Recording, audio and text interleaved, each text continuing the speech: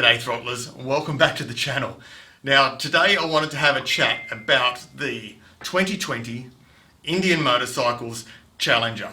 Now the Challenger is a performance bagger. It's coming into the marketplace sitting in the similar sort of a section to the Road Glide Special and the Street Glide Special as well. Obviously I'm a Harley owner, I love my Harley, but I wanted to offer you my opinion and some information and specs about the 2020 Indian Challenger.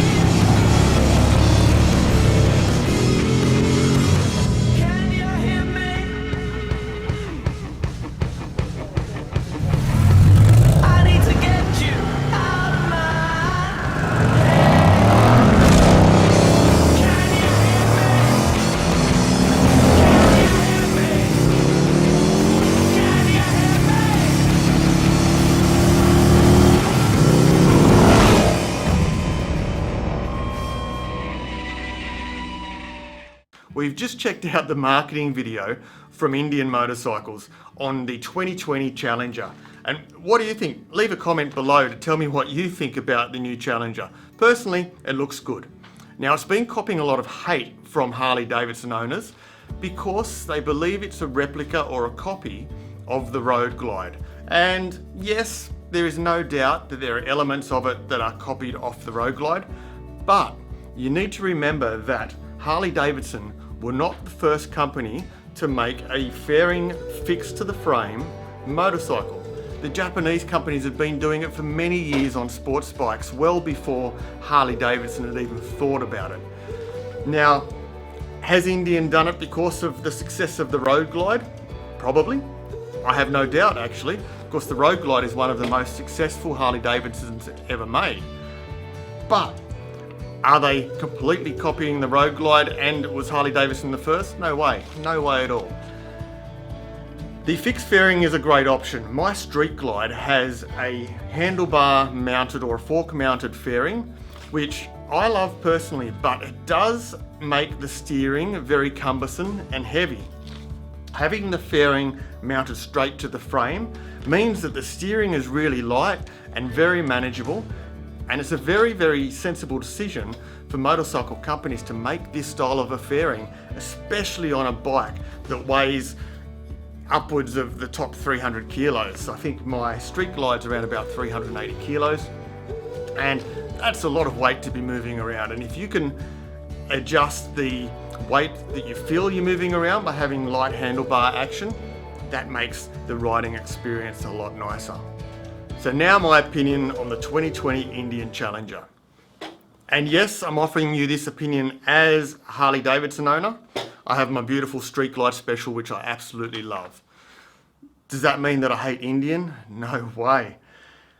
The best thing about the motorcycle market in the world at the moment is that there's so many options, and every single brand of motorcycle has its own unique characteristics, its unique models, and yes, they've got similarities with other brands, but they've got their own uniqueness. And that's the thing with Harley Davidson and Indian motorcycles. Harley Davidson is traditional. My Street Glide looks much like the Street Glides of 10 years ago. It hasn't changed that much. Even longer ago than that. It looks like the old police motorcycles that ran 20 years ago. There's so many similarities to it. It hasn't changed much. Yes, the engine's gotten bigger. Yes, they've improved the technology and the comfort a little bit, but essentially it's the same vehicle. The thing I like about Indian motorcycles is that they're challenging the norm. They've actually made a decision to, yes, do things similar to Harley Davidson, but to make them different enough so they're uniquely Indian. Indian Scout is a 1200cc lightweight cruiser. Harley Davidson Sportster has a range of 1200cc lightweight cruisers as well. Then you go up into the traditional lines. We've got traditional Harleys, you've got traditional Indians. But they're just that little bit more different and a little bit more unique. Now we're coming up into the performance baggers, and there's a Street Glide Special, which I have. There's a Road Glide Special. There's the Indian Dark Horse Rangers, and now there's the Indian Challenger, and I think the Challenger is fantastic. And do you know what I think? I think Indian are forcing Harley Davidson to work a little bit harder on their future, because Indian are starting to take a little market share away, and they're creating a little bit of uniqueness with a little bit more technology. And I haven't ridden many Indian motorcycles, but the couple that I have, I really love. They're comfortable, they've got a lot of technology, and part of why I like my Street Glide is because it doesn't have those ride modes. But that doesn't mean that I don't think ride modes are great. Having a rain mode, a performance mode, and a standard mode, I think that's a great idea for a lot of riders, and I think that it's certainly a unique selling point that it's not offered on my bike. And to me, it's not an important thing, but to a lot of people it really is. I mean, you look at a lot of the bike models that are coming out now have got different ride modes for different conditions. Some of the sports bike have got track modes, which makes things fire up a lot more. And yes, I think it's great. It's not needed for me, but I think it's great, and I think that's why Indian are doing it, to make it just a little bit more unique. The Indian Challenger is coming fully loaded with a lot of stuff that you have to pay as an extra to get on a Harley Davidson, as they say, the Harley Davidson tax. But the Challenger's got LED lighting all round, front, back. Now this is only a less than a year old, my Street Glide. And if I want to put LEDs in, which I will eventually, it's going to cost me hundreds of dollars more than I've already spent on this bike. The Challenger has got lockable, central locking saddlebags. Now, when I get off my bike and walk away, and to lock my saddlebags, I have to get my key out of my pocket, put it in, lock it. Yeah, it's not that much hassle, but how convenient is it just to press a button and have those bags locked straight away, just like that. You can walk away safely knowing your bike and all of your gear is safely locked up. And to be honest, my gear often has camera gear sitting in these bags while I'm away doing stuff. So it's important to me that those lockable bags are convenient. The Challenger has got the lightweight aluminium frame and a single rear shock. Now the single rear shock, there's no doubt about it, Harley Davidson have gone to that with their whole Softail range now. It's definitely a valid and a comfortable option to have. And I have no doubt with Harley touring ranges, they'll probably go into a rear shock in the future as well. Does that mean Harley's copied Indian?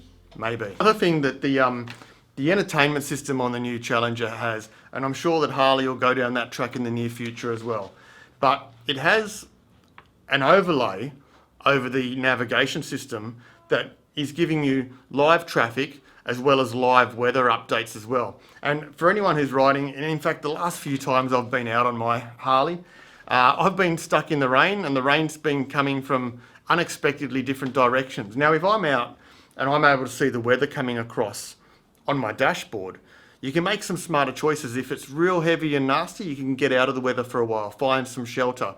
If you're planning a riding north and the weather's going to be up there, well, you can ride south instead. Yes, we can see all this on our mobile telephones. That's great, but not everyone wants to have their mobile telephone sitting on their dashboard where the weather can affect it as well. So, is it necessary? No, it's not necessary. Is it a cool option? Yes, it is a cool option.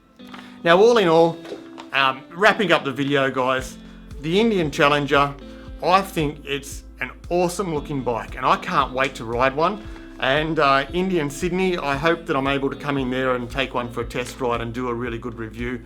I'm really excited by Indian motorcycles and how far they're pushing the envelope into the future. As I said before, I really believe that Indian's success is making Harley Davidson a better company. There's no doubt about that. Harley have been pushed out of their comfort zone a little bit into a new marketplace. They're pushing their own boundaries at Harley. They're making models that have been successful and some haven't been so successful, but they're trying new things, and I think that is very cool. And they wouldn't have done that if it wasn't for the strength that Indian Motorcycles is growing, and growing fast as well. So Indian, big thumbs up on the Challenger. I look forward to riding one. And until then, folks, throttle on, subscribe if you like our content, and I'll catch you on the next video. Ciao.